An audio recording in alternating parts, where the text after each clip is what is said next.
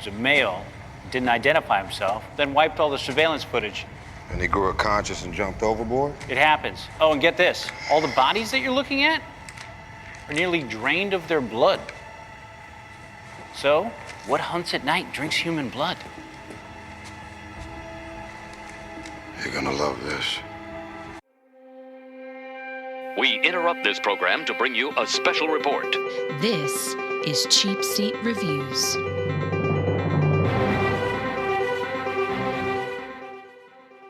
Well, you're not a 4. Is that how bats fly? They just have to concentrate really hard. One thing that I do want is more of Jared Leto in my life.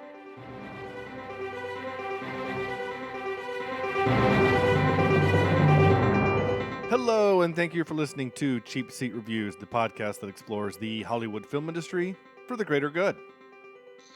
The greater good. I was thinking of doing some bat screeches, but I thought better of that in terms of the ears for our listeners. Yeah, I appreciate that. Yeah, it's probably a good call. Yeah. I thought you might appreciate it. Yeah, and I don't know how it would have come across over the podcast other than just you, like having a heart attack or something, just screeching. You know, I don't think it would have worked as well as you would have wanted to. So this is episode 417, which is, of course, our friend Cornelius's birthday, 417. Yeah. And tonight we're talking about Morbius. That's right, it's Morbin Time. We're doing the movie Morbius. I'm actually surprised we're doing it, but, well, there's a reason why we're doing it. I am Sean Allred, and joining me tonight is Andrew. Is he the real Batman? Jimison?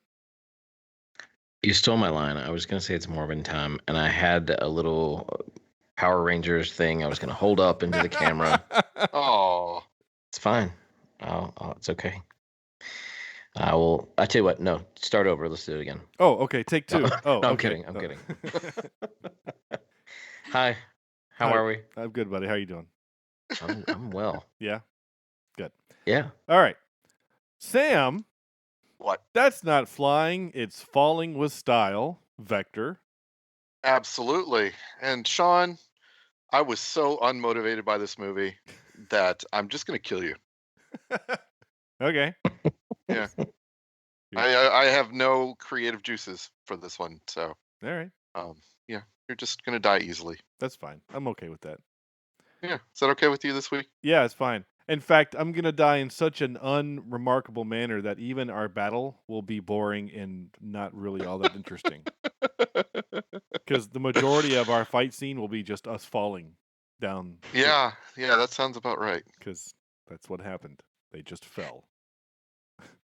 Apparently there are huge open structures hundreds of feet underneath New York also, but that's fine.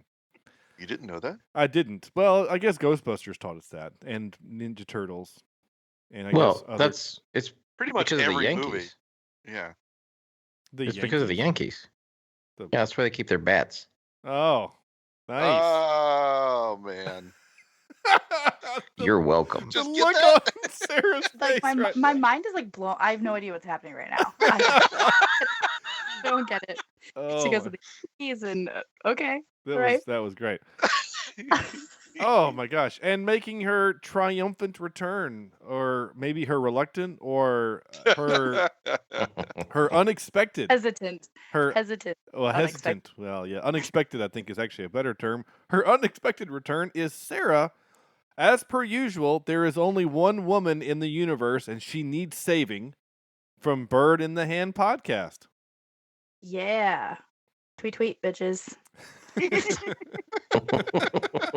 Is that the slogan from your podcast? It is now. Nice. I like it. I'm telling myself that I shouldn't be cussing and like, okay, Sarah, calm down. Like you can reel it in a little bit, and the first thing I roll with is that. So that's happening. Tweet bitches. I like it. All right. I want a coffee mug and a shirt that says that. I'm down. Let's go. Our merch department will get right on it. So Sarah, thank you for coming back on the show, and thank you for kind of filling in short notice. Yeah.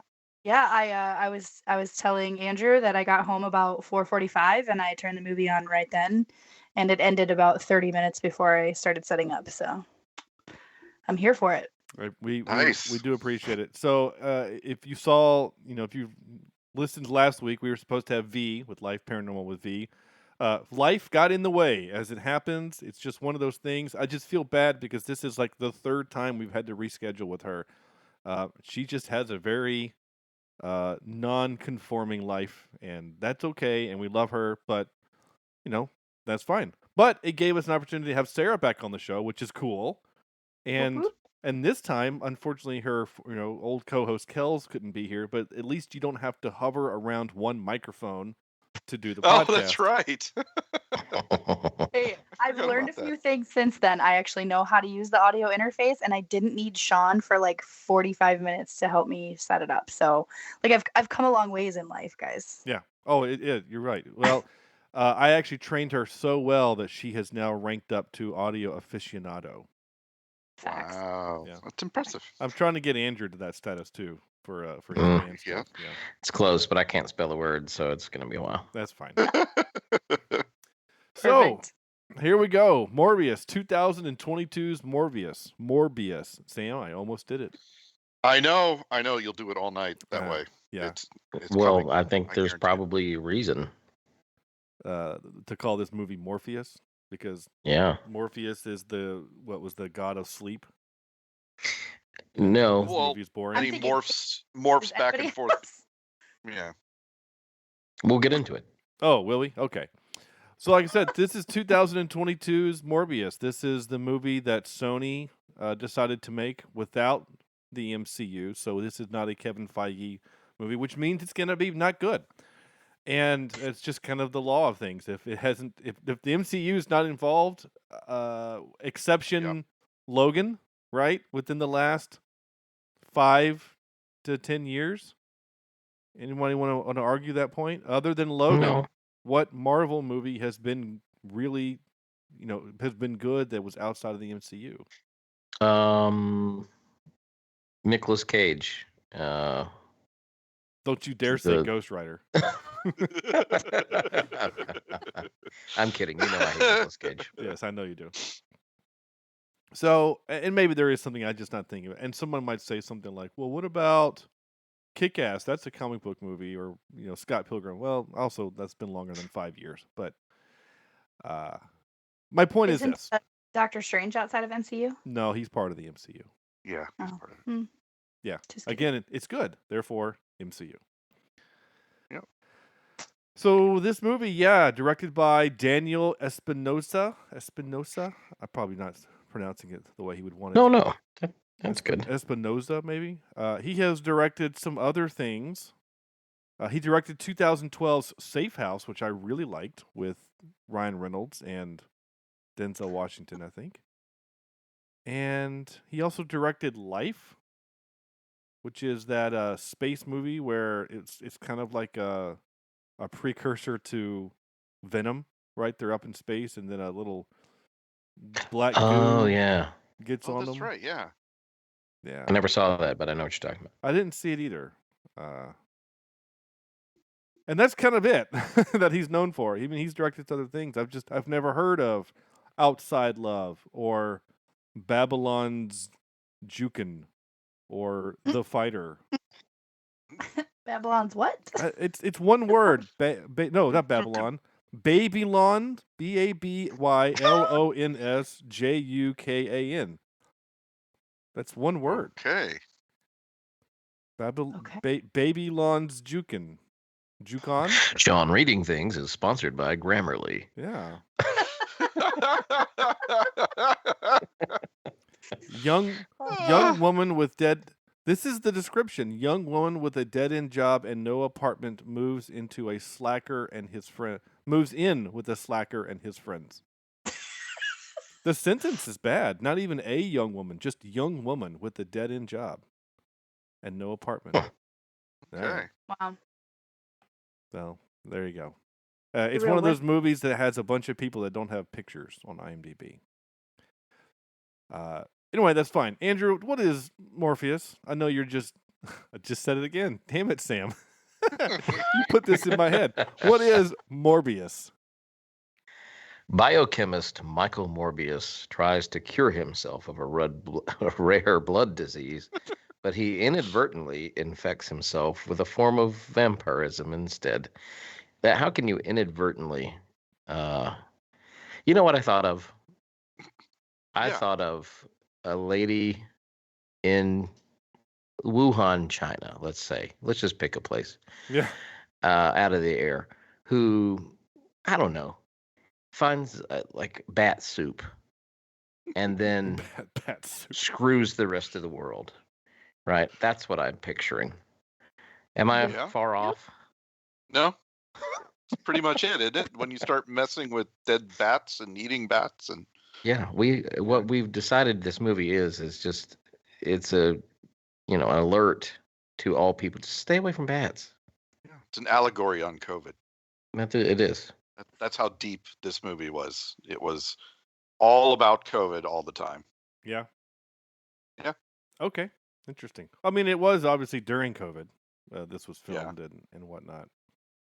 Oh, so they were on drugs. Yeah.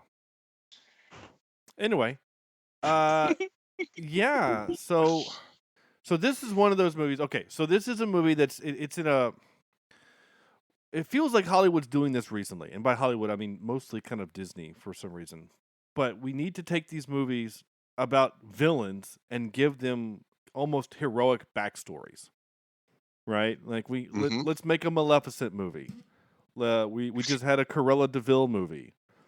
Let's have Joker doesn't make him out to be the hero, but he's also he also isn't totally the bad guy. Yeah. I guess he is at the very end in terms of shooting the guy in the head, but there was a reason why he.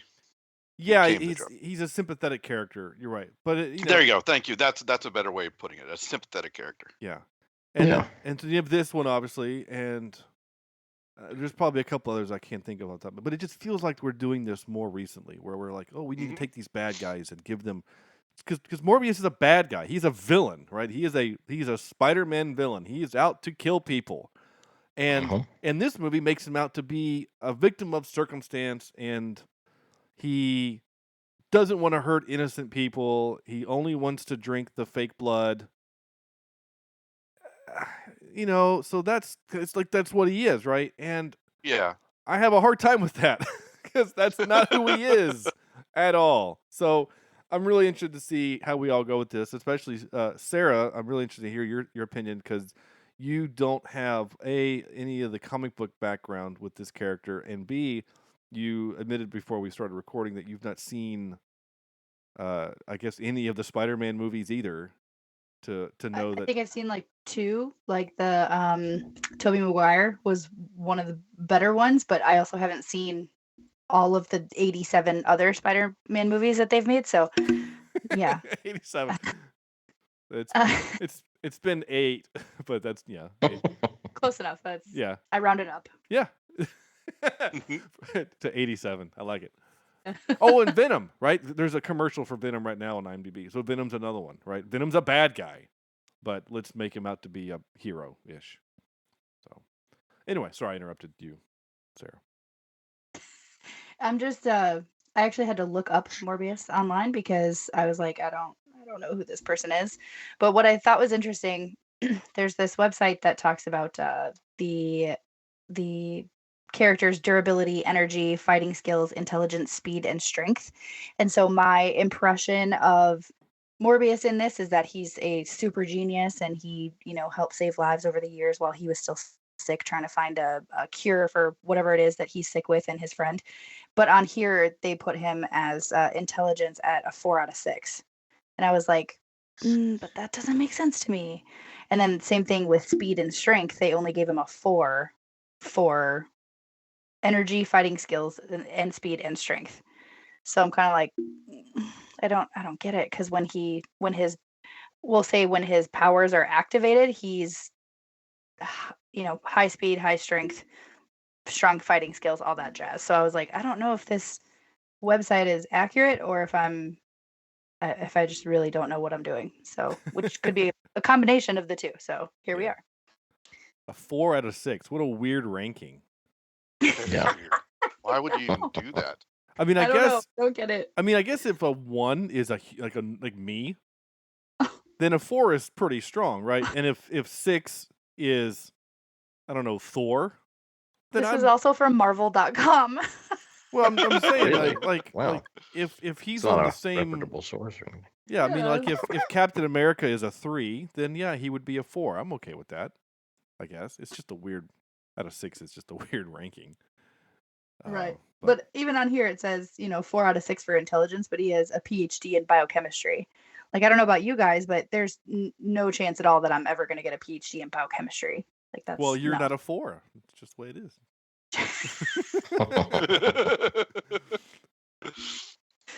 Again, what like it's like because they've like Reed Richards, right? Andrew, like Reed Richards is like the smartest in the MCU or in Marvel. Like, would he be a 6? Is he the 6? Is Tony a 5? Is Bruce Banner a 5? If he's a 4 and they're on a 5, then okay, fine. Like, I guess again, this scale is strange, and I spent probably more time on it than we needed to. But anyway, It's okay. time for 5-word reviews. Let's dive into this thing because I just can't wait. Andrew, no, Sam goes first. Oh, okay. Right? I've got two. I've got two tonight. Yep. And my first one is actually, Sean, we talked a little bit about this earlier today, and it is a microwaved plain baked potato. A microwave plain baked potato. And my second one here describes what I mean is uninspired, made by committee film. This thing, like, it took the safe road in every single manner, shape, and form. One of the reasons why Marvel MCU movies are so good is because the really good ones take a comic book character and put it into a genre film, right? So Ant-Man was heist, so on and so forth. And this thing was just boring. It wasn't there, but yet I could see how they could have made it a really cool horror thriller type of movie with the premise. I mean, it's Jekyll and Hyde, folks, right? I mean, it's pretty much that story, but let's make this thing, let's amp it up. There's some real horror elements that we could have added, and it just was boring as hell. The visuals weren't all that great to look at. I thought it was at least I don't even know how to describe it. I was very disappointed in this. Not to the effect that I was going to walk out on the movie. I heard a lot of people did on this one. But to the effect that I just think they blew an opportunity with something that could have been really cool. Did you say why, Sarah? Like, why would people walk out? I will be the first person to admit that I am not a movie critic. And so for me, if I'm going to spend the money on a theater movie, my hind parts are sitting there for the movie. And I'm Have you guys ever walked out of a movie? Like in a theater, ever walked out of one? Not at all. I agree with Sarah. I'm too cheap to I spent the money, and I at that point don't want to walk out. So when my wife and I, when we lived in a different town, we lived next to our good friend of the show, Billy and Catherine. And so Sarah and Catherine would go watch girl movies, and then Billy and I would go watch whatever. So like the next girl movie was out, and so they went to go watch that. There was nothing in the theater that interested us, so we went and watched the new Fantastic Four movie, the most recent one. Ooh. And that's a bad film. Yeah. I mean, it's objectively bad. It's a bad movie. And Billy and I didn't walk out of that. We were both angry that we spent money on it, but there was no way I was going to walk out of it because I almost feel like I can't complain about it unless I sit through the whole thing. But I'm with you, Sarah. I would never walk out of a movie. I mean, unless it was like a dollar theater. Yeah. If those even still exist, I don't know. But even then, like, I know that I only spent $1, so who cares? Then it's 2 hours in a comfy chair with some popcorn, and I'm fine with that. So, yeah, I'm with you. Yeah. Yeah. Well, I've never either walked out of one. I've turned them off if I'm home, right? I've turned them off or fallen asleep, but I've never actually not finished one in the theater. So that's fair. Yeah, but this one,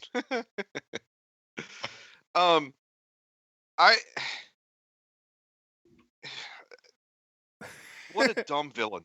What a dumb villain. I just it's just such a stupid way to, I could see Spider-Man fighting him because he's fast and all that sort of stuff, but it's been done before. And I just think this whole thing is just not thought through very well. There's a quote from Morbius in the movie that says, if you quote the Notebook, I'm going to turn and hobble very slowly in the other direction. Right? Yeah. And I think that's a good statement for the film. If the film is going to quote the Notebook, I'm going to turn around and walk the other direction. If you're going to reference the Notebook in a Marvel film, unless you're Deadpool, who's probably going to rip the Notebook, it's just, it's going to be bad. So, Yeah. Okay. So I guess I do feel like I need to say this. The reason why we did this movie in the first place was because typically during Halloween, we try to watch a legit scary movie, right? Which I think we did with Paranormal Activity. And also I think Carrie, though it didn't scare us, but it was probably scary for its time. And we like to try to do a classic, right? Because we've done The Exorcist and we've done I can't think of others off the top of my head, but we've done these other kinds of movies, right? And then we also always do a really dumb one, right? We do some Beavers or something like that, right? Last year we did a Blade was kind of our silly, not really serious. I mean, it's not trying to be a silly movie, but it's not scary. It's just a good time. Though I would say Halloween Kills is probably silly, but not for the right reasons. And then let me just go ahead and thank you, Sean, for pulling me in for the dumb movie of the season. You're welcome. I appreciate that. Yeah. Well, and again, in the previous year, right, we did Gerald's Game, and then We Summon the Darkness was our dumb one, right? We did We Summon the Darkness, and then Midsummer, and then Train to Busan. So I think we're kind of in the same vein here, right? Paranormal Activity, generally pretty scary, at least was for me. Carrie, again, nice classic horror. And then next week we're doing Nightmare on Elm Street 2, which, it's in the horror. It's kind of classic horror. Yeah. I would put it in classic. So I thought it was okay to do. Plus, this is what Vanessa wanted to watch. She really wanted to do this movie because she thought it was hilarious. And so we were kind of locked in when she had to go. So, here we are with Sarah doing this movie. So, but Sarah, I'm going to throw it to you now for your 5-word review. But I have to share this with now again I'm cheating because you messaged me a little while ago. But you said, what did you say? Crap, what did you say? First of all, I love this movie so far. So I was like, okay, and then you said it's like a good guy as a villain going after another villain, which you're right, that's exactly what it is. And then you also wrote that I'm drooling over Jared Leto. So there you go. That's enough of us. That's enough of our secrets. Let me just also point out that I would do extremely dirty things to Jared Leto, even with his creepy vampire mask on. So when he was like super sick and laying on this table, and the ex-fiance is trying to like inject him with this whatever the hell it was, I was imagining myself on top of that table, like, hey, like you're 80 pounds and you're ill and you're dying. And then when he was not dying anymore and his body, came back to what it's supposed to be, wow, of course I was drooling all over that. Like, yes. Hey, that's fine. Like what you like. That's cool. If you want to watch a fun Jared Leto movie, go watch Lord of War. You can watch him sniff cocaine off a back seat of a car. That's true. Hey, I will let him sniff cocaine off of me. That's like, I'll go to a concert. Let's go. Like, I really like Jared Leto. So, so I did like the movie, and then as it went on, I was Googling. I've been on Marvel.com for a couple of hours, so I was kind of like reading some of the story stuff, and I think there's definitely a point where when you said that like there were missed opportunities in the storyline. So the one thing that I saw was like when and this is from Marvel. So they talk about how Michael's found adrift from the fishing vessel and his thirst was really high, so he killed all the crewmen and caught all this unwanted attention. But then it talks about how he re-entered the water once again, washing up on Southampton, where a six-armed Spider-Man happened to be staying in Dr. Kurt Connor's house. I don't know who Dr. Kurt Connor is, but like, if a six-armed Spider-Man all of a sudden came out when he's like washed ashore, that would have like added a lot more excitement to the movie. So I was like, oh, well, where did that come from? And then it talked about how Morbius woke up and saw the wall crawler and tried to feed on him. Like that would have been a pretty exciting scene, I think. And then that was completely not in the movie at all. So yeah, I think definitely missed opportunities in this one. Well, okay. So they can't have Spider-Man in this movie for a couple of reasons. One, they couldn't have afforded that because so right now the only Spider-Man that we have movies of is the Tom Holland Spider-Man, and that Spider-Man is shared by Disney. This is a solely Sony movie. So which got them in trouble because when the first trailer leaked, there's a picture of Jared Leto walking by, and it shows the Tom Holland Spider-Man with spray painted murderer on it. So everyone thought, oh, this is going to be in the Tom Holland MCU, universe. And then the director came out and said, no, this is not in that universe.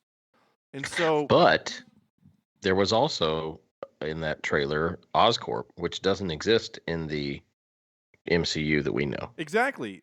Yeah. So they couldn't make up their mind, but of course neither one of those things are in the trailer, also or in this movie. Also, they filmed scenes with J.K. Simmons as J. Jonah Jameson, but then they had to cut them because J. Jonah Jameson isn't in the universe that they're going to set this in, because J. Jonah Jameson isn't in the Amazing Spider-Man series, those two movies.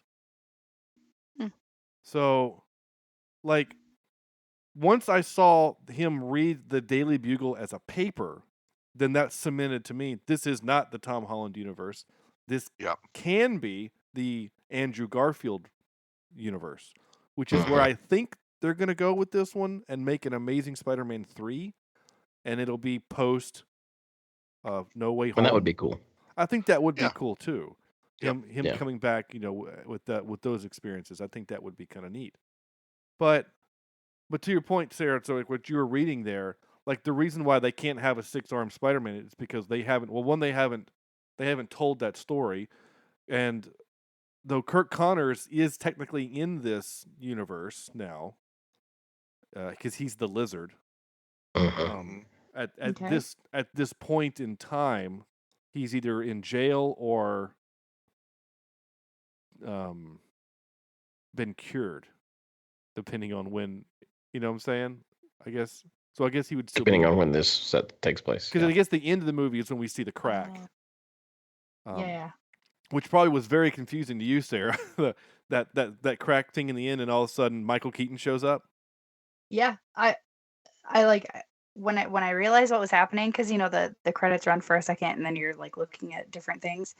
When I realized what was happening, I was like, why is Michael Keaton in this? And I had to rewind it a couple of times because in my head I was like, is Michael Keaton part of the Marvel universe? Like I was so confused. But yeah, I had to rewind it a couple of times. I was like, I don't. Because he plays the Vulture in Spider-Man: Homecoming. He's the first villain that the Tom Holland Spider-Man fights in Spider-Man: Homecoming. So that leads me to this question, Andrew, because Sam and I tried offline earlier. We were trying to figure out is why did they have him come to this world? Because in Homecoming, bad guys go to that universe that know who Spider-Man is.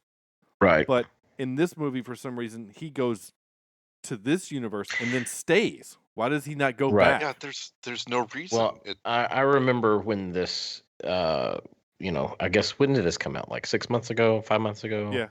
Something like that. People were losing their mind about that because, I guess it was when, Doctor Strange, right? Yeah. Yep. Yeah, when we had the well, I guess the latest Spider-Man, whenever that was, when the 3 Spider-Men came together. That was 2021. Okay. That's when people were losing their mind about this because of what you just mentioned. Yeah. Because it makes no sense for those people to be drawn to the universe where Tom Holland is and for his character to go to the Andrew Garfield universe, if that's where they're going with this. Like, it just doesn't make sense. Well, the spell was simply go back to where you came from. It wasn't let's mix things up. Yeah. Now, right? That's how I took it. There's a simple way they could retcon that and just say that there's 2 of them. But why did that one appear there? Yeah. You know, I don't know. Yeah, it's there has to be another cross universe travel scenario somehow. I don't have the answer to that. It's a little weird. And Sarah, I know we're probably boring you with this part because you've not seen any of it's not nerdy talk at all. Yeah, at all. No, not at all. I'm soaking it all in. And I do say I want to just give this quick little primer, whatever. Sony owns the Spider-Man character. Right. Marvel bought them, sold them to Sony back in the 90s when Marvel was about to go out of business. So Sony owns the Spider-Man thing. And the reason why they can continue to do these movies is because in their contract, they have to make a Spider-Man related movie every so often, or the character reverts back to Marvel, which would go back to Disney. So that's why after the Tobey Maguire movies, we then got the Andrew Garfield 2 movies. And then after the not success of Amazing Spider-Man 2, that's what eventually would lead to them introducing Spider-Man into the MCU, and we have those 3 movies. But those are a partnership between Disney and Sony. Yeah. But Sony is going to continue to make the Venom 1 and Venom 2, and now this movie. They want to keep doing these bad guy movies because they want to eventually do a Sinister Six movie. And then have that, I guess, somehow tie into someone, Tom Holland or Andrew Garfield, or I don't know who. Or maybe a Spider-Verse live action. Maybe. You're right. That would be cool, in my opinion. That would be awesome. I would be down for that. So yeah. So that was just for anyone listening that is kind of unaware of why there's this so much confusion because we have these different universes. It's literally because Sony won't give Spider-Man back to Marvel. And there's no reason for them to, right? Because it allows them to keep making those Spider-Man games on the PlayStation, and that are really successful. And I mean, Spider-Man's $1 billion franchise. I mean, they made Spider-Man 3, the original Spider-Man 3, back in 2005 when that came out, made $1 billion. Like, and it's a bad movie, and it made $1 billion. So, like, that's just how powerful the character is. So they're not going to get rid of him. Sarah, did you have a 5-word review? I don't think I gave you an opportunity to say it. Yeah, I wanted to fall asleep. Okay. So it still didn't, even though you were, having, googly eyes for Jared Leto, it still wasn't enough. 1,000%, yeah. So about halfway through the movie, I have a 70-pound bulldog, and she got up on the couch and she laid right here. Yeah. And so combine a heating blanket with a weighted blanket and a movie that wasn't entirely exciting, I was nodding off. Yeah. Mm-hmm. Yeah. Okay. All right, Andrew, what you got? I have an 8-word review. Oh, I apologize. It's been a while since you've blatantly broken the rules. Yeah, and I'm hyphening one word, so maybe it's 9. I don't know. Snooze fest of bloodless vampires I care nothing about. Okay. Here's the thing. If you're going to make a standalone villain movie, the reason that Maleficent works so well, and the reason that Venom works so well, these are villains that they're big villains. They have the legs to stand on their own. And the backstory that they created for those type of characters, when Disney did Maleficent, it was such an interesting backstory that it was a really good movie, regardless of how you felt about that character. It's just a good movie. And this one, Morbius is not, in my opinion, a villain that has enough backstory, that has enough. I mean, yes, there are just Morbius comics, and I know that. He's the main character in the comics. And I know that there's backstory there, but he's not well known enough, in my opinion, to be a main character in the world that we live in. With all the Marvel heroes, he's lesser known compared to your Spider-Mans and your Venom and your whoever. It's kind of like if we're going to take and make if we were to take a big motion picture and spend it making a movie about Baron Zemo. I mean, we know of Baron Zemo in this universe, and actually that movie might be better than this. I don't know, but I don't know if it's the supernatural aspects of the movie. I was not intrigued by anything that I saw on the screen. Clearly, the director was influenced by The Matrix and some of the bullet shots and this kind of the scene where he's slow-mo flying in front of the subway train, and I just feel like it was. I didn't care. I've already seen this. I saw the stuff in The Matrix, and it was much better. So, can someone explain to me the maybe I'm insane, but like the color spray paint flying through the air? Is that like the sound waves that he's hearing? I it was the Cheeto dust when he was wearing his orange jumpsuit. I thought, man, there's a lot of Cheeto dust flying around that guy. I think it's like his bat sonar kicking in, like he can see the sounds but I was kind of confused in that moment. Is like because that was so again when I do these movies, I take notes and I ask questions, and so the question there was: is he riding the current or flying? And yeah, I think he's just riding the current, which I don't really understand how that works. Like, are we to believe that he's lighter? Like is he as light as a bat? I just. But yeah. Like I was confused. I was really confused. Like where did that power come from? What is the rule to this power that now he can fly? Yeah. Well, yeah. If he has this power, then how is the other guy not keying in on it? Yeah. Is he more powerful than the other guy, and he can pick up on? But he's not more powerful because the other guy's on the red, and the red is more pure. Like the other guy is stronger than him. I just think maybe that Doctor Who is just so, keen on killing him that he's not aware of his surroundings. I don't know. I just that scene didn't make sense. And then later when he's flying with the bats, I was again equally confused. Like okay, I guess he's using the wind current that the bats are creating to fly. And by the way, PETA would be totally over this thing with how they're treating those poor bats. I would have been more okay. They don't stop. They have nowhere to land. They just keep going and going and going. Like birds in Kansas, there's no trees. They just fall out of the sky. Yeah. I would have been more okay had the bats like gripped onto him with their little bat feet and then just flapped him away, instead of him flying.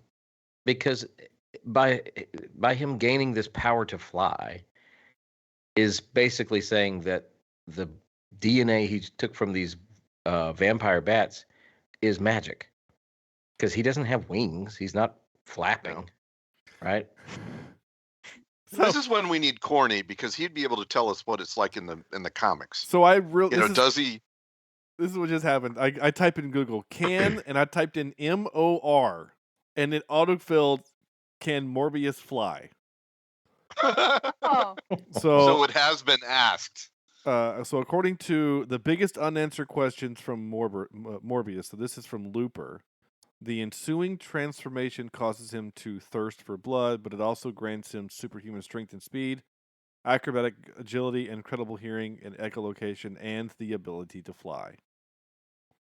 So that's That's It's just a stupid. dumb ability. It is. It makes no sense. it, You know, is he using his echolocation to vibrate his body into the air? You know, at least give me something that corresponds to not having wings. yeah, I don't know. It's Or for God's I think sake, we give him kinda- wings. I think it's kind of previewed also when all the bats are coming out from the sub, or like from underground, and there's that big cloud of bats coming through. He's not doing anything. He's just kind of riding the wave with this whole crowd of bats. I don't know what the plural term is for a large number of bats, but I'm going to use crowd. Yeah. all right. So It's so weird. So I found this Marvel database page, which is marvel.fandom.com. So okay, take it for what it's worth there. But it's when I found this, it says psionic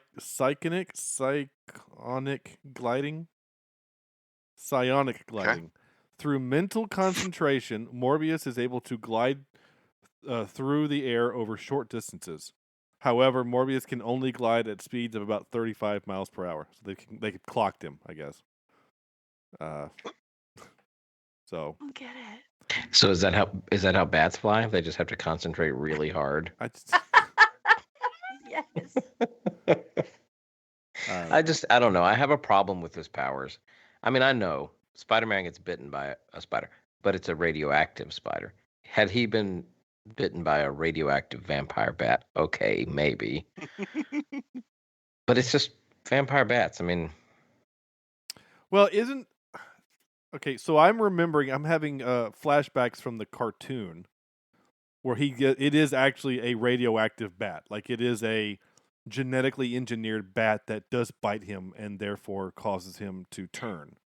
But these were he's in the cartoon?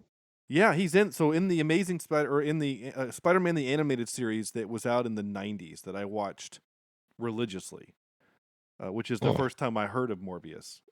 That's where it happens to him. Is he was working. Is that the one where he's wearing his black Elvis jumpsuit? Yeah. I mean, Blade shows up to hunt him. Like that's how Spider-Man meets Blade. Is Blade shows up to hunt him, and Spider-Man fights Blade for a little while before they realize that they're actually looking for a bad guy.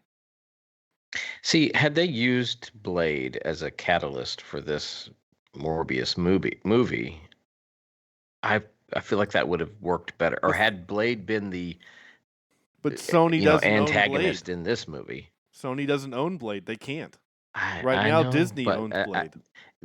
I guess my point is, if you don't have all the goods, don't show them. Well, you know what I'm saying? Yeah. Like, Well, and I I think don't that's part take of the my shirt problem. off in public for a reason. What were don't- we I don't looking have the for goods. in this movie? Right? It was. I certainly didn't care about Morpheus. I didn't care about Matt Smith's character, whoever that was. So what did we care? Well, we cared about the story. Well, that sucked, right? We cared about visuals. No, that there wasn't anything I haven't seen before there. I mean, they didn't give us anything that we wanted, and it's very disappointing. I differ on one thing, because one thing that I do want is more of Jared Leto in my life. So that right there, I absolutely vote on. But I agree with the rest. So this Everybody is needs a little this bit is of Morbius. This is how he gets it, according to Marvel fandom. While in college, Michael and Emil become brilliant scientists, winning a Nobel Prize for their work in biochemistry. They attempt to cure the blood disease and develop an experimental treatment involving vampire bats and electroshock. So you add electricity to anything, and that's how you get bad things. The side effects turn him into a pseudo-vampire who needs to consume blood in order to survive, and he gains typical vampire characteristics, such as an aversion to sunlight, the power of flight, enhanced strength, speed, and healing.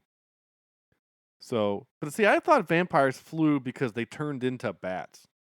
Mm-hmm. You know, like Dracula can't just fly; he turns into a bat. So if he would have done that, I think I would have been actually okay with it. If he magicked into a bat, fine. At least that's the vampires that we know. I guess I don't know. Maybe I've been watching too much Hotel Transylvania, but You know what I don't Also, been watching appreciate some about? Twilight. I was going to Sorry. say, what I don't appreciate about this is the skin doesn't sparkle and he cannot play piano.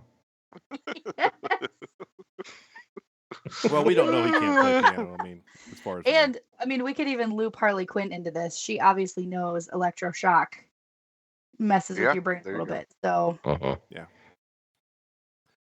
All right. I'm gonna run through. My 5-word review.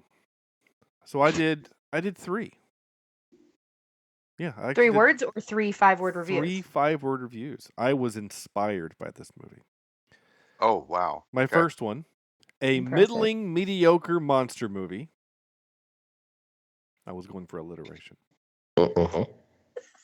Or I can get rid of the A and add in middling, mediocre Marvel monster movie. There we go. Make it There you full alliteration. Yeah. This one's actually only 4 words, so Andrew, you get one of my credits. Insert yawn joke here. And my last one's kind of similar to what Sam said, was it could have been fun. Yeah. It's just the They could have made a Marvel-esque horror movie in the light of Doctor Strange, and it had been really cool. like How though? I think there's ways Well, to do do it. Dr. Jekyll, Mr. Hyde, like they did, put a little bit more mystery on whether Matt Smith is the killer or not. Make it a mystery about who If it was he's more framed. of a Sherlock Holmes style, Maybe, yeah, mystery. like a Jack the Ripper type of thing. maybe. But I guess. he knows he can also be a Ripper. You could add some interesting twists to it, I think. And this just was boring. No. Well, I think that you made a good point, Sam, when you said that the villain was just not good. Like Matt Smith. No, he's a I great like Matt actor, Smith. but yeah. But this character, I just, the dynamic wasn't there. There was no chemistry. That Nothing was earned, right? No. There was no real reason for them to be fighting. There was no. It was. Ideas thrown into a blender and then popped out. Well, I think it's like, because we've seen this before, right? Where like somebody gains a thing. In fact, it's like the same exact. Actually, it's the same plot line to Amazing Spider-Man 2, right? Where Harry Osborn is dying of the same thing that his dad died from, and he wants Peter to get blood from Spider-Man to help cure him, and he won't do it. And then he eventually gets Spider-Man's blood and then does the thing, but it turns him into the Hobgoblin, and therefore they have to fight because Spider-Man has these powers, and he now does too. It's the same story. Gosh dang it. If you're going to steal a story, steal and a it's better a Spider-Man movie. story too, by the way. I know. It's so flippin' annoying. Sorry, Sarah. We just spoiled Amazing Spider-Man 2 for you. I'm crying. I am. I can tell. I think it's still for the Jared Leto stuff. Can we just back up for a second? Yeah. Hobgobbler. That's a real character. Hobgoblin. The Hobgoblin. Yeah, Hobgoblin. Yeah. Okay. The Hobgobbler. Yeah, Hobgobbler. Oh my. Either way, that's a terrible name. That's the porn. Terrible name. That's the porn parody. Yeah. It's out of Japan. Or the Thanksgiving dinner parody. Yeah. Yeah. Oh. Anyway.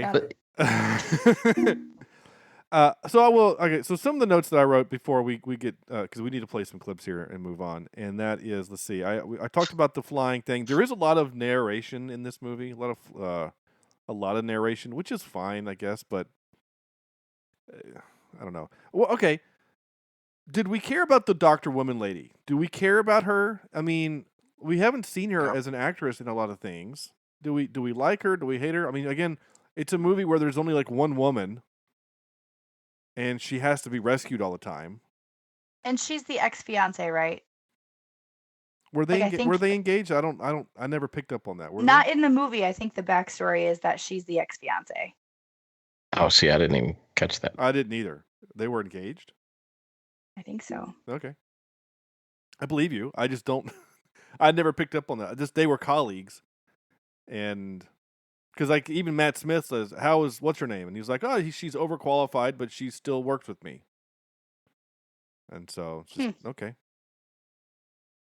That's fine. Adria, Arjona. Ooh, I know I didn't say that name right. Arjona? I don't know. She is she's a daughter of a Puerto Rican mother and a Guatemalan father. She was born in Puerto Rico. Interesting. Okay. I mean, she's very lovely. We've seen her before in 6 Underground. Yes. Yeah.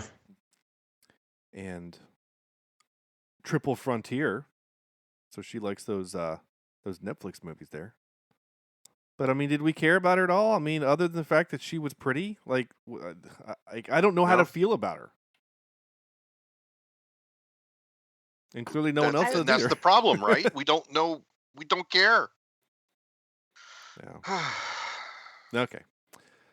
Then I'll just move on from that because obviously that's not going to go anywhere.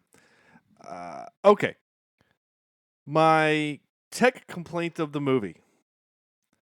When Matt Smith kills those Wall Street dudes in the parking lot, and they go and get the CCTV, and the detective comes out with his laptop, and he opens it up, and enhance. Well, not just zoom and enhance, which also sucks, but it shows just a background laptop, and he starts typing text, and then it pops up the screen, and then he types more things, and then the video plays, and then we get zoom and enhance, and then he types more things. I don't understand why movie people can't just have him use the mouse and zoom and enhance like a box on a mouse. Like that's how it would work. And why not show a player? It would be a player. It wouldn't be full screen. Like this stuff drives me crazy. I just, if you're going to spend $100 million in a movie, somebody in the tech department, the graphics department that made this should know this is how it looks. This is how things are real. But we're going to have a movie with a flying vampire. Hand him an iPad, for heaven's sakes. It just, the whole thing's just, that stuff drives me crazy. I hate that stuff so much. Also, one of my last notes was the yelling is kind of lame. They do a lot of just yelling, but they didn't amplify the voices. They didn't alter it. It's just them going, blah, right? I didn't hear that. How'd that go? Blah. I don't say blah, blah, blah.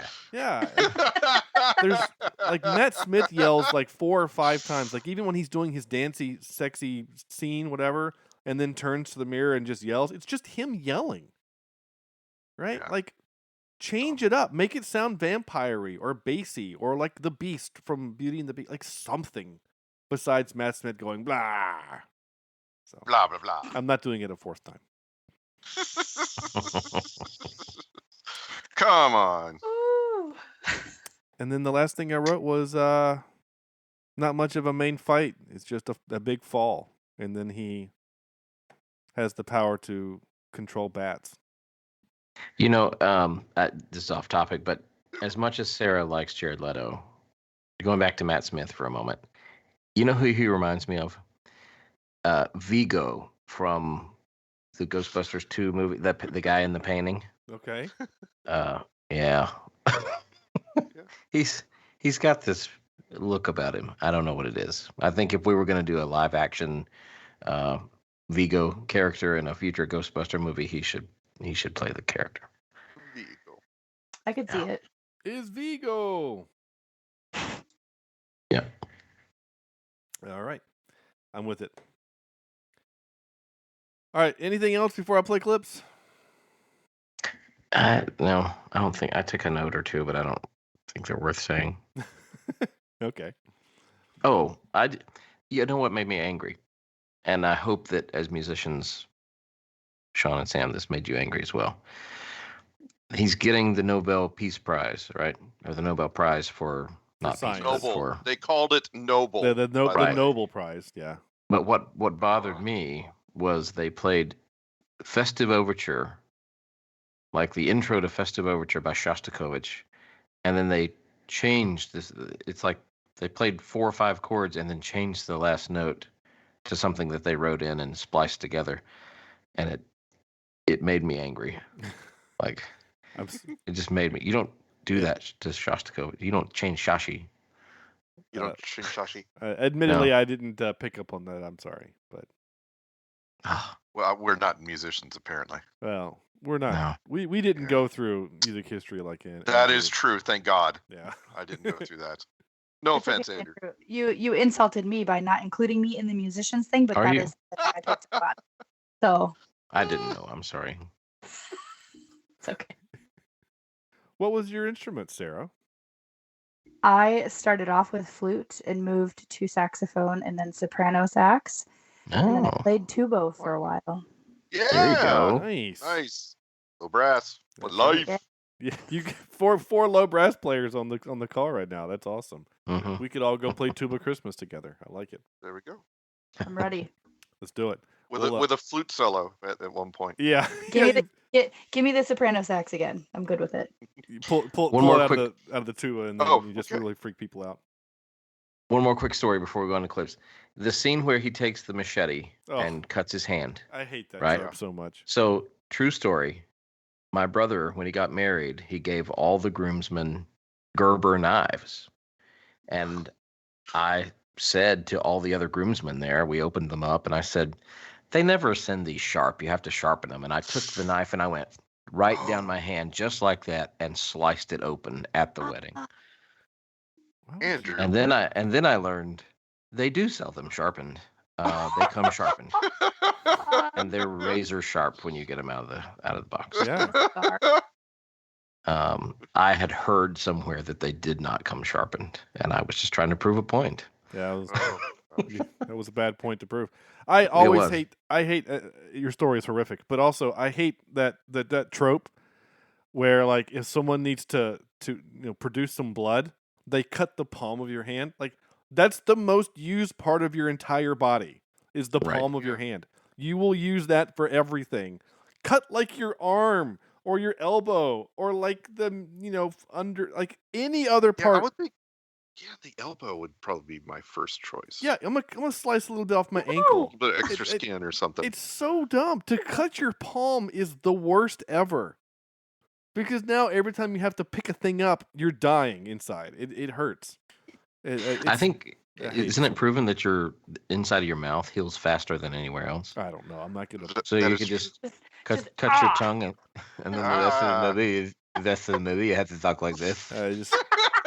I just feel like if because the whole ppurpose of it is to expose his blood so that the bats. I don't really understand the whole point of that beginning part anyway. Like I still don't understand. It said how many years earlier, right? And then I must have missed a title card or something. I never realized they went forward in time at any point. Well, it just went back. He just like here he Yeah. is now, and then 25 years ago, this is where he meets Milo, and they become buddies, and they both have this disease, and we have to show that these boys are horrifically mean to kids who are disabled. I don't know why movies have to do that. Also, I don't think these boys exist in real life, and they do in movies. I don't know. Maybe they do, but I've never experienced it ever, and. And then he just kind of kicks back to forward in time, and of course Jared Harrison's in this movie. We haven't even mentioned him. Jared Harrison's in this movie, and he's great. Yes. As the doctor. But again, it's just like one of those times where it's like, oh, this was your opportunity to be a Marvel movie, and this is the one that they put you in. Like you're the guy from Chernobyl, and you're Well, What do you think Mario- about Mr. Jared there? I mean, talk about a wasted opportunity.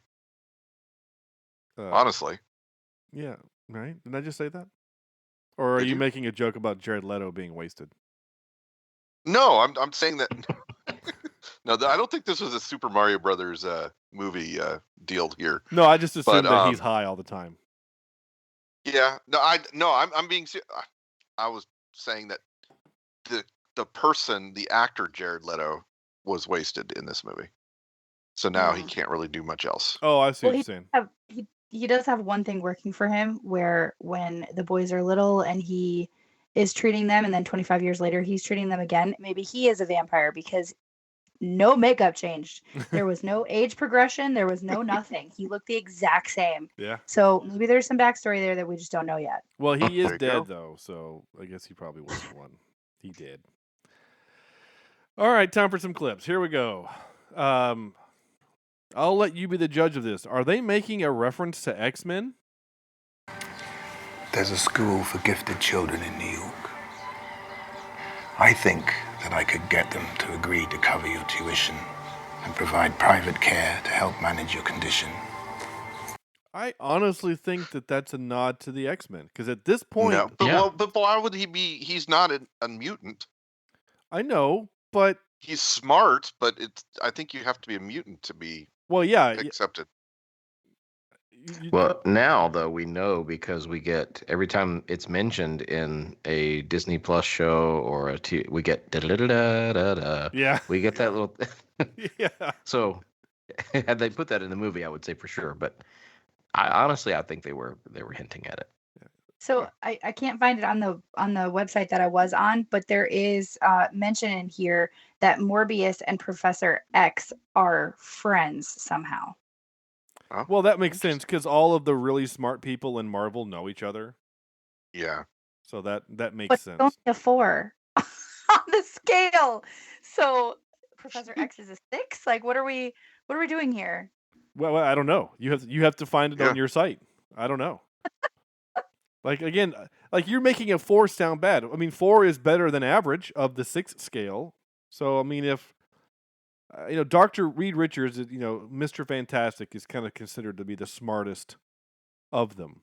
But I mean, a lot of the Marvel heroes are smart, which is what kind of makes them endearing, right? Bruce Banner, Peter Parker, Iron Man, for Iron God's sake. Man. Yeah, like these are all really smart people. I mean, Captain America's not really all that smart, but he's clever. He's genuine. And Thor is definitely not, but but he's good to look at. All right, this was a funny line. And here I thought you were just another jacked up dumb shit. Jacked up dumb shit. There you go. This movie did have an F-bomb. I was surprised at that. It did have an F-bomb.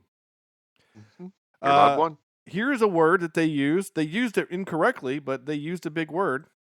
You were out on a container ship that washed up off of Long Island. Doctor, there were 8 dead bodies inside. We also noticed that their blood was, what do you call it? Exsanguinated. I looked it up. That's not what that word means. Enlighten us, Sean. What does this mean? Exsanguinated means that your body has been removed of its blood. The blood can't be exsanguinated. The blood is drained. The bodies were exsanguinated or sanguinated. Yep. Yeah. So they used a big word. They just used it incorrectly. So again, whoever the writer is, you failed. They used that part of the budget to make bullets slow down. Yeah. There you go.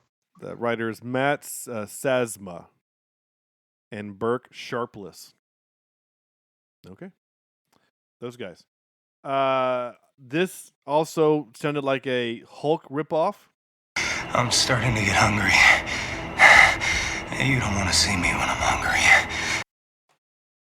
Well, that's a direct quote from the Hulk. You don't want to see me when I'm angry. No. In Edward Norton, he says that. Really? He says, "Don't make me hungry. You wouldn't like me when I'm hungry." Really? Yeah. It's back in that original Hulk movie in 2000, whatever that was. Yeah. 8. I actually liked that one. I thought it was kind of all right. Yeah. Okay. I misunderstood this when I went to capture it. I understood what the point of this was, but I still like this bit, but I thought that the movie was kind of breaking the fourth wall, and then I realized something. So I'll play the clip. Oh, I love this movie. Is this the part where the mysterious guy with the hoodie comes in and kicks everybody's asses? I love that part. Who the hell are you? It doesn't matter, but I am gonna need your laboratory. You can keep all the money, all your little toys, just leave the sciencey stuff and that bag of spicy Cheetos. First of all, they're called Flamin' Hot Cheetos, not Spicy Cheetos. So again, Jared Leto, you suck. Secondly, that was just for Sarah. She's gonna throw fists. I know she's gonna start flipping me off again. But like I didn't realize. So when I watched it the first time, and he says the line, he's like, "Oh, this is the part of the movie where," and I thought, "Oh, we're doing the thing in a movie where we, like, not Deadpool acknowledging that we're in a movie, but like when you're in a movie and you say this is the part of the movie, like they do it in The Kingsman, right? When Hmm. where he's like, "This is the part of the movie where you tell me your plan." He's like, "Yeah, this is that kind of movie," and then he just shoots him in the face. Yeah. Like I think that like that is funny. So I thought that that's what they were trying to do, and then when I went back to pull the clip, they're actually watching a movie. It's like a kung fu movie, and literally the guy in the background is wearing a hood, and that's why he says this. Oh, I love this movie. This is like he's actually watching a movie. So I missed that part. Did you back off on that one once you learned that? No, I mean here I am explaining it for a bit. So there we go. And that's why I write a bunch of different questions for our Did You Notice segment. Yeah. Oh, no. Oh, did you ask me It's what? Did you ask what the movie I was is? going to ask what type of movie was playing in the back. Oh. But Kung Fu works. Moving on. Okay. Last clip. Thanks for meeting me, Doc. I've been reading about you. I'm listening. I'm not sure how I got here. Has to do with Spider-Man, I think. I'm still figuring this place out, but I think a bunch of guys like us should team up. Could do some good. Intriguing. Now, I hate his delivery. That seems so weird. It sounds like a dude impersonating Michael Keaton. Yeah. Yeah. You know, the delivery's terrible. The delivery is It awful. is. It's horribly written. It's horribly acted. I mean, it's bad. He's wearing a mask. So bad. So that's what makes me wonder, is it even Michael Keaton? Because we don't see his face. Like, we see him earlier in the movie, but it that was recorded in a studio. I mean, that was... Well, sure, but like... I'm not 100% convinced that like that wasn't a reshoot that they did, and Keaton was out getting the mail. Like he was unavailable. It They doesn't like stopped him in his driveway and said, "Here, can you talk into my phone for a few minutes?" But I mean, it just That's right there.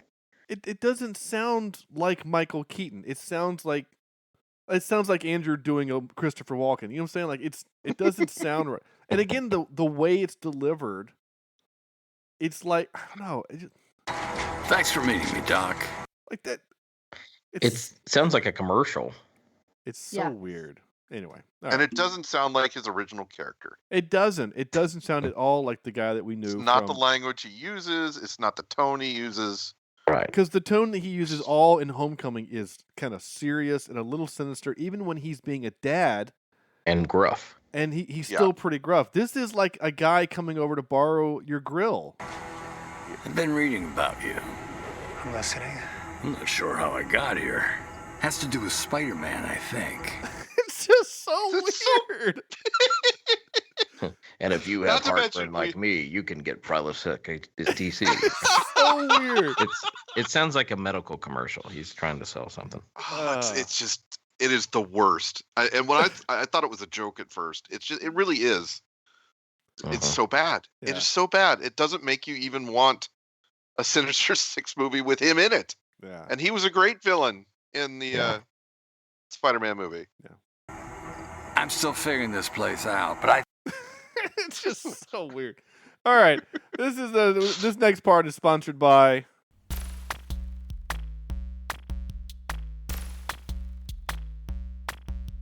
Hi, I'm Lauren. And I'm John. And we host the Beard Owl podcast, the podcast where we talk about two of the greatest things in the world, beer and Weird Al. And a bunch of other stuff. That's right. Do you like nostalgia? Do you like sibling banter? Do you like beer? Do you like Weird Al? Are you human? If you answered yes to any of those questions, give us a listen. Become one of our loyal commenters. And now for some more bad news. Ready? All right, this part of the show is the game that we play. It's called Hey, Did You Notice? This is a game where Andrew has created questions about the game, about the movie, of which things did we notice in the background? Like, hey, that movie is a kung fu movie. How about that? So this week, Sarah will play against Sam. And we will see how they do with this game. Andrew, take it away. All right, Sarah, you're going to go first. And if you don't know the answer, we'll pass it to Sam. So here's your question. As young Michael is talking to Milo in their hospital beds, Michael is making origami bats. What other time-occupying toy is on his tray table at his bed? I don't know. All right. I Sam? don't know. Is on the bed or on the On his table, the little hospital tables that they roll A up. little tray deal. Yeah. I think that's like a tray table. like a coloring book? It is a Rubik's Cube. Rubik's Cube. Okay. Yeah. All right, Sam, this is your question. Okay. As Martine and Michael go into the patient's room, Anna, in the hospital there where they're helping her and trying to cure her, the room number is shown on the wall. What is the room number? Oh my gosh. 113. Sarah. 121. 703 is the room number. All right, back to Sarah. When Morbius makes his Mayday call for help on the ship, how many nautical miles does he say they are away from Long Island? Oh my God. 28. Sam? No.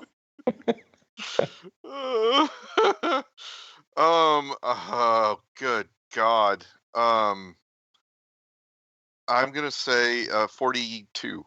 It was a short number, right? Was it like 5 or something? 13. 13, yeah. It was 13, yeah. All right, Sam. Oh, God. What test number do the human trials of his study begin? I knew that was going to be a question. So what test number?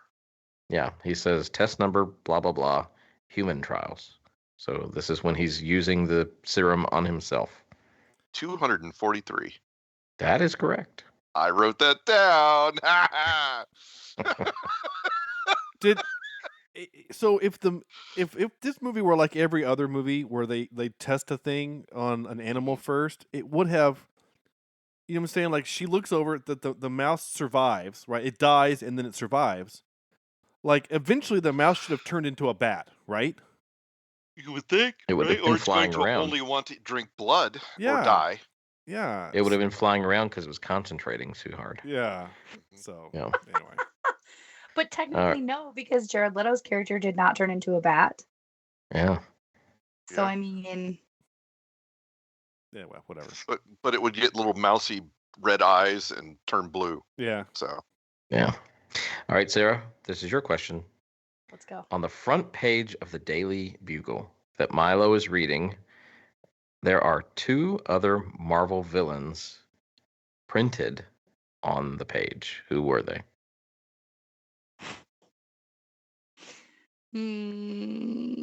Spider-Man, or hold on, Venom, and Deadpool.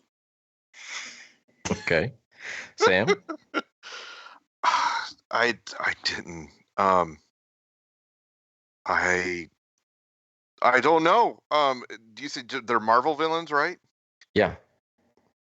He holds the Daily Bugle up when he's talking to the guy at the booth, and it Did you shows. say Sandman? Did she say Sandman? Did Sarah say Sandman? Not at all. All right, Sandman and let's do Wolverine. Black Cat and Rhino. Rhino were the 2 Marvel villains that were. Now we're just naming animals. I vote Purple Tiger and the pink mongoose that's in the back. That's how they are in Marvel. Yeah. Let's not forget Squirrel Girl. Yeah. Yeah. So Sam wins our game with 1 point. Woohoo! Damn it. I got one thing right. So. Oh my gosh. So hard. That's good. Do you just like look for things like this? Is that like your? Well, yes, and that's why we take notes and try to like guess what horrible, insane detail he's going to find in these stupid movies. Oh, Andrew, So I found what you were doing. I found your quote. Morbius's quote, "Don't make me hungry. You won't like me when I'm hungry," is taken word by word from the MCU film The Incredible Hulk, although it is spoken in Portuguese by Bruce Banner. Uh-huh. He says it in Portuguese, which is why it's funny, because he's trying to say, "You won't like it when I'm angry," but he gets the word wrong. Right. Yeah. Cool. Yeah, okay. Yeah. See, even in that movie, which is not loved by a lot of people, at least that's Clever. funnier, you know? Okay, that's fine. Sorry. Yeah. I'm reading over the trivia and trying to find if there's any way. Like, MCU fans prefer to think that the Adrian Toomes Vulture who appears from another universe in the post-credit scene is a variant, not the one from Homecoming. Despite the that's what I was confirmation saying. from the director that despite the confirmation that it is the same character, Vulture's appearance in Morbius is a hard to reconcile with how his character arc was resolved in Spider-Man Homecoming, given that his flight equipment was destroyed and would have to rebuild it without Chitauri-based technology. Not to mention how the logic behind his appearance in the universe didn't gel with Spider-Man No Way Home. Presented Doctor Strange's spell. However, Doctor Strange in the Multiverse of Madness showed that Strange's spell had some serious and unexpected ramifications that may explain some of these inconsistencies. Basically, the director didn't know what the F he was doing. I think that, they didn't consult with Feige on how this whole thing was supposed to work with the multiverse. And he said, well, we're going to do a Sinister Six in the future, so we need him in our universe, so let's just pull him in. Yeah. That's what happened. Yeah, it's just, I don't know. It's annoying. Okay, I'm done. Time for this. Excuse me while I whip this out. Time for our top 3 Marvel villains. Sam, you get to go first. All right. My third one are a set of villains, and they are the Sentinels. All right. Generally from the X-Men, but especially in the MCU, or not the MCU yet, Days of Future Past, they are incredibly terrifying. My number 2 has to be Fing Fang Foom, the alien who decides it's better to be a kind of a kung fu dragon than any other. I was thinking Hong Kong Phooey for a minute, but I guess that's a joke. And then, of course, my number 1, and I tried to think of things that weren't in the MCU yet, and kind of look to see what they have to pull from. And number 1 keeps getting teased, but never showing up, is Mephisto, or basically the devil himself. Okay. Yep. That sounds fun. Sarah. Okay, well, I am not a Marvel aficionado. However, as far as like Marvel villains go that I have seen, I vote Magneto as number 1. Yeah, he's a good I like his backstory. I like his character evolving. I enjoy that. He makes sense when you get to his backstory. It makes sense why he's doing what he's doing. Yes. Yep. I also enjoy Phoenix from X-Men. Also. Oh, the Dark Phoenix. Yeah. Yes. Yes. I like the mental split where she's, Professor X is trying to suppress the more evil side of her, but then it kind of overpowers, and and then towards I don't know if it's towards the end per se, but throughout the storyline, then she actually tries to save the people around her because she knows that she's terrible. So I like that, but I guess these are all like newer movies, I guess, but I like Venom also. So. Okay. Cool. Yeah. Yeah. Cool. I mean, can't go wrong there. Well, it's also Tom Hardy, so if we're talking about Jared Leto, I'm going to talk about Tom Hardy. So here we are. He does it for you too, huh? 1,000%. Oh, okay. I think you just need to start another podcast and call it Thirst Trap and just talk about all these. I'm in. That's fine. There you go. Yeah. Nice. Okay. You should go watch him in Star Trek Nemesis. That's his first theatrical film. He's like 22 years old, and he is a skinny little dude. It's funny to see. I mean, just not just to go to see him. Like if you put him watch that movie and then watch Batman Dark Knight Rises next to it, like it can't be the same human. I was just gonna bring that up because his character in Dark Knight Rises is like Awful. Hey, friend. And Hey. terrible and unidentifiable. Yes. I'm just joking. I know there's a lot of people that like that movie. I don't, but like what you like. I don't care. Just It's still a better movie than Morpheus here. I agree with that. Yeah. Mm-hmm. Oh.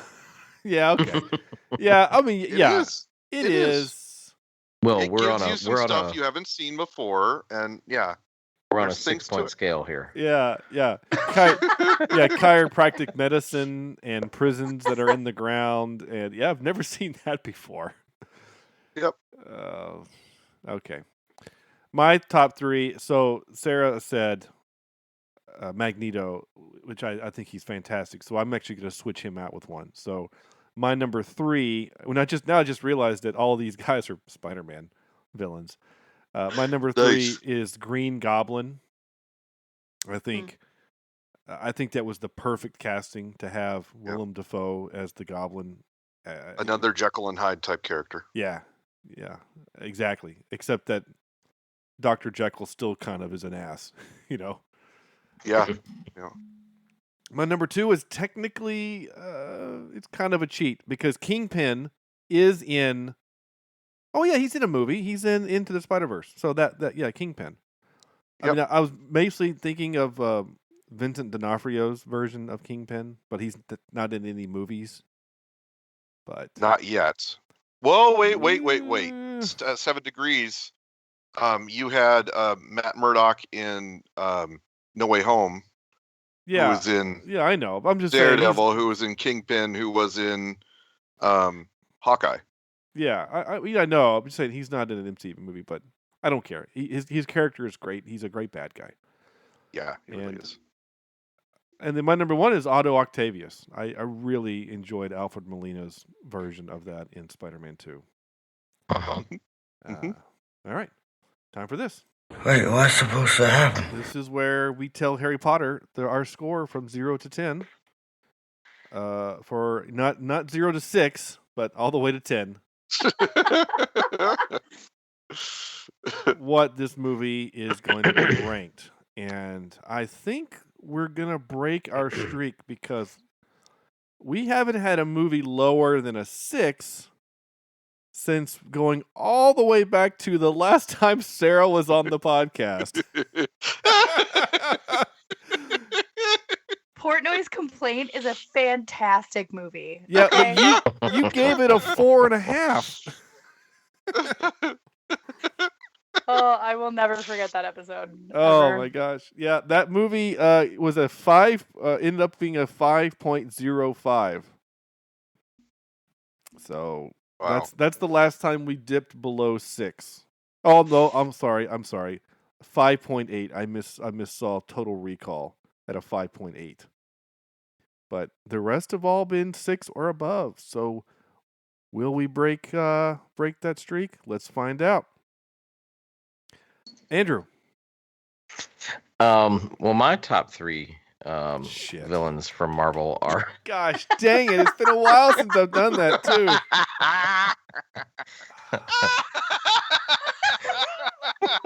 God dang it! I mean, it's probably been 2 months. One since... job.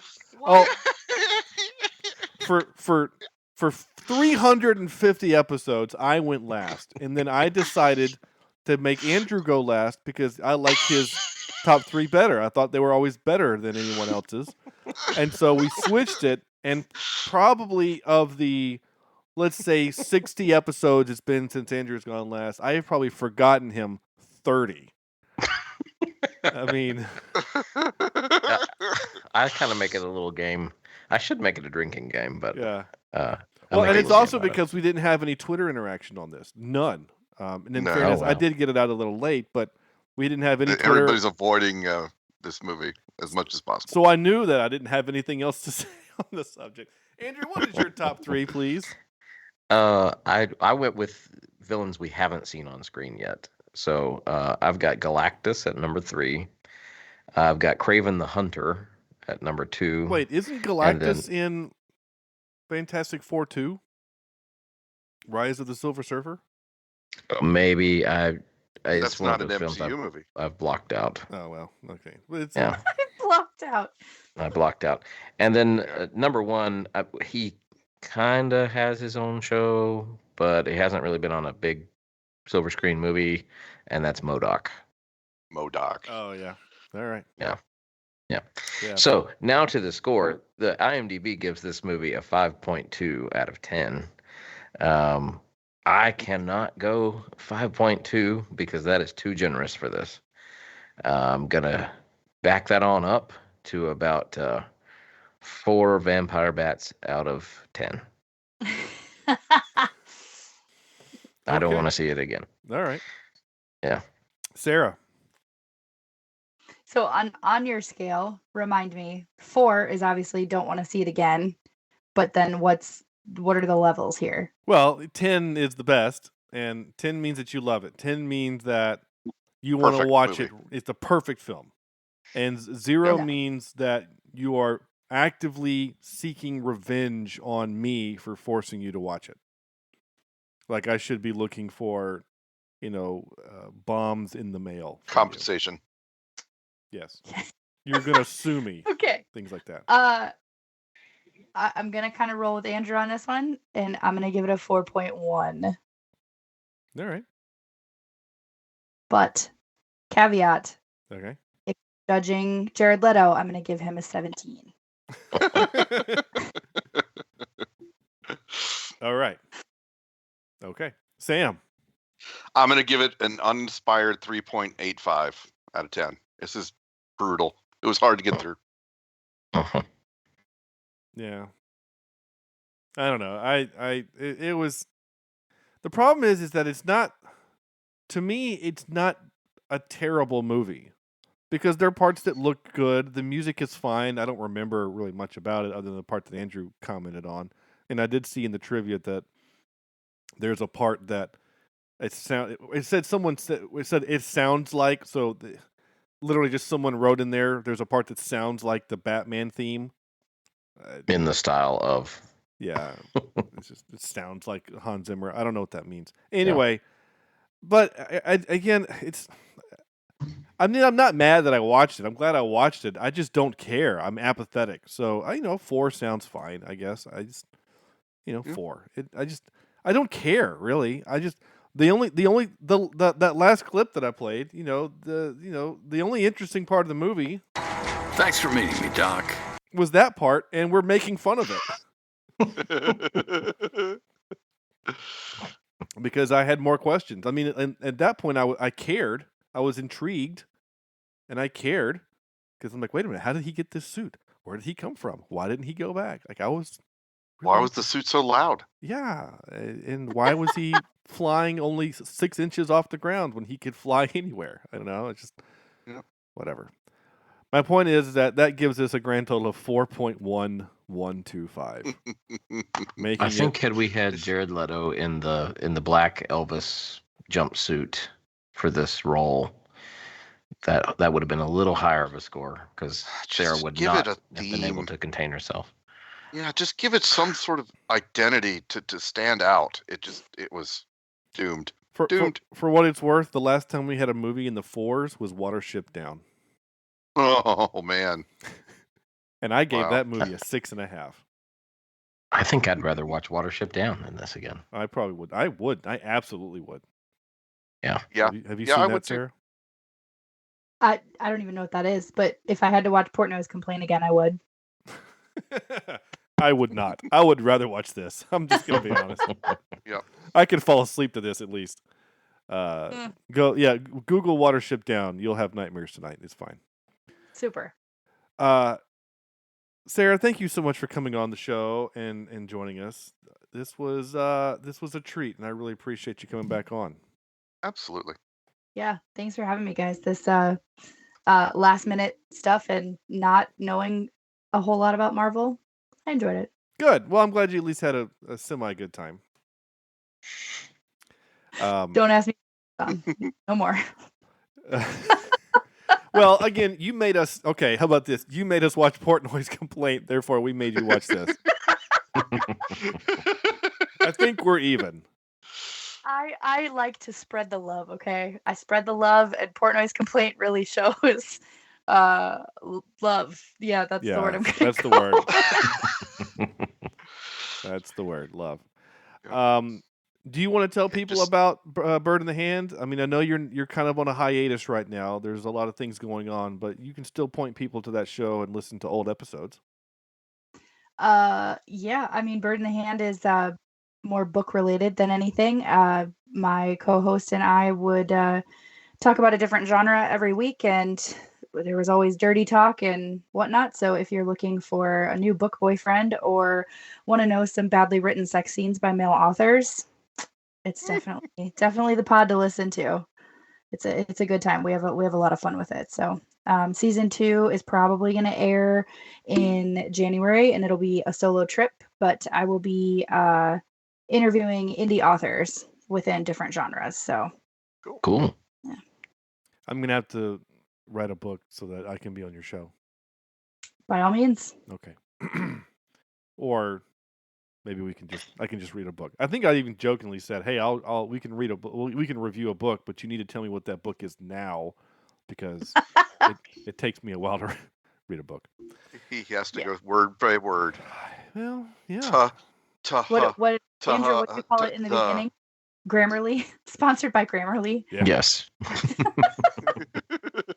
I mean, the last book. I mean, I'll just be honest. The last book that I physically read, put eyes to paper on, was the short story for Minority Report, and that was because I was going to be on a podcast. Wow. And that was over a year ago. Wow.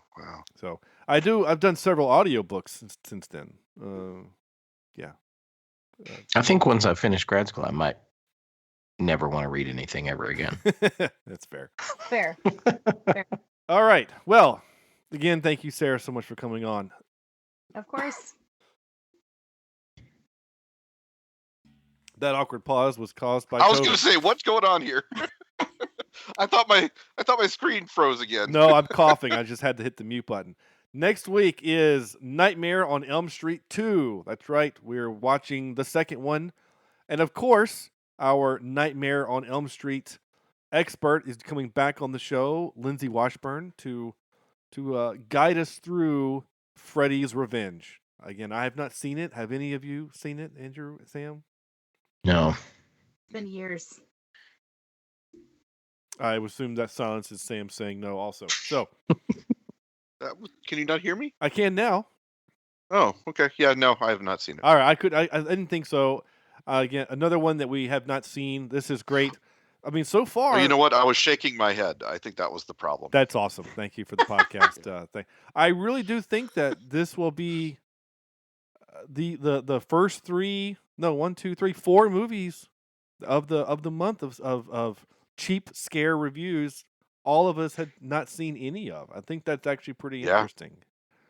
It's impressive. Yeah, it is. Although, I mean, it is horror movies ish. Yeah. So well, that makes sense. And then just this. So, all right. Well, that all having been said, again, thank you all so much for listening. Thank you, Sarah, for coming on. And on behalf of Sarah, Sam, and Andrew, this is Sean saying thank you all so much for listening. And we'll see you next week for Nightmare on Elm Street. And also, yes, I am ending the show without having mentioned any of our social medias or our website. You guys know what they are. Go there.